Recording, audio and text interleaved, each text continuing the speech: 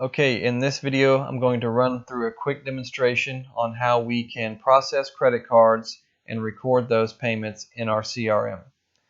So now we're on the receive payment screen, and the first selection we're going to need to make is whether this is a phone payment or a physical payment. So a phone payment, that's pretty self-explanatory. That's a payment that's being made over the phone. Physical payment, that is either a check, cash, money order, whether that was given to the installers and they brought it back physically to the office, or whether a customer has come in and is submitting physical payment in the office. Even if he's submitting a physical credit card payment in the office, that would be considered a physical payment. So in this demonstration, I'm going to click phone payment. Next, we're going to need to find the customer or the invoice which we're paying. If they have the invoice number handy, then that's going to be our best bet. We would search by invoice number. We would enter that here.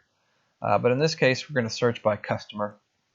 And you begin typing their name. It searches a database. We're going to process a payment for Mr. Tim Brown. And we can see that some information has been filled in here. The customer information filled in here, the project information here. And we can see that open transactions, under this section we see that they do have an outstanding invoice, which is the invoice we're going to be submitting payment for. So moving on, we go to payment date. If we're accepting a payment over the phone, we're most likely going to be recording that as we speak to them, so we're going to leave it on today's date. Payment method. For phone payments, we only accept cards, so that's the only selection you can make here. So you select card, and next appears the transaction ID and a process card button. So we're going to click process card. That's going to open a new tab and take us to our third-party merchant processing provider, and we log in, and we're running this in test mode. It's just letting us know that. So from the home screen, once we've logged in, we click virtual terminal, and that takes us to this receive payment screen. So first we select payment method, and that is charge a credit card. Select transaction type, always keep it on authorize and capture. Next section is the actual card information. So for the credit card number, I found a test credit card online that we can use for this demo. So I'm going to paste that there. We're going to enter the expiration date. And of course, this is all being told to us by the customer. So for the amount, we're going to go over here to the invoice. We're going to locate it, and 1622 is the invoice amount. And assuming the customer wants to pay the invoice in full, we would enter 1622 here. Card code. This is the 3 digits on the back of their card. Order information. Invoice number. If there is an invoice number available, we always want to enter that here. This will make the bookkeeper's life so much easier. So we do have an invoice number, 0165. So we're going to enter that here, 0165. Description, you can leave that blank. Customer ID. So this is not, in this case, this is not going to be the customer's account number, but instead this is going to be the project number. For our purposes, we want to attach the payment to the project itself, not the customer. This makes bookkeeping so much easier. So we're going to copy the project number from the receive payment screen, and we're going to paste that here. Okay, so the rest of this information, this is going to be specifically related to the customer's billing information on their credit card.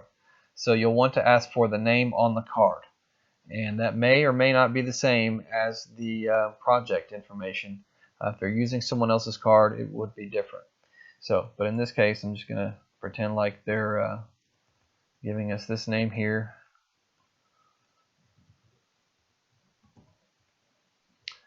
Address. Let's make up an address.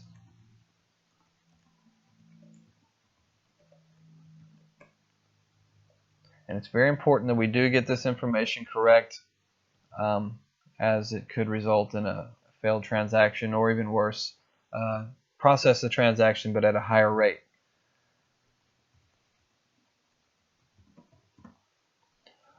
Okay, so we've entered all the information, and it's a best practice to repeat this information back to them as you receive it to ensure accuracy.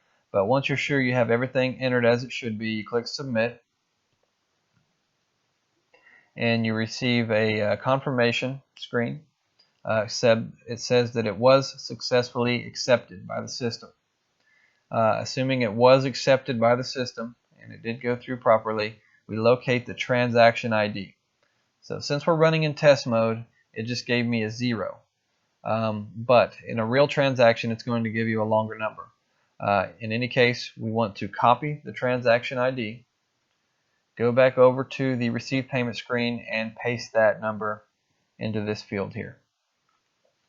Okay, so once we've done that and it's been processed correctly, then we'll want to click the invoice, which we want to apply the payment that we just processed. We want to apply that to this invoice. We click it here, and it automatically fills in the amount received. Now, if this customer had submitted a partial payment, let's say they decided they just wanted to pay $1,000 on this, we can change this amount received here. We still want to have this selected so that it's being applied to this invoice, but we can change the amount that's being received against that invoice. But in this case, like I said, we want to accept the entire payment. So we'll leave that as is. And once we have all that information entered, we can select Save Payment. And the payment was processed successfully. And so that's how we accept a credit card payment and record it into our system. I hope this was helpful.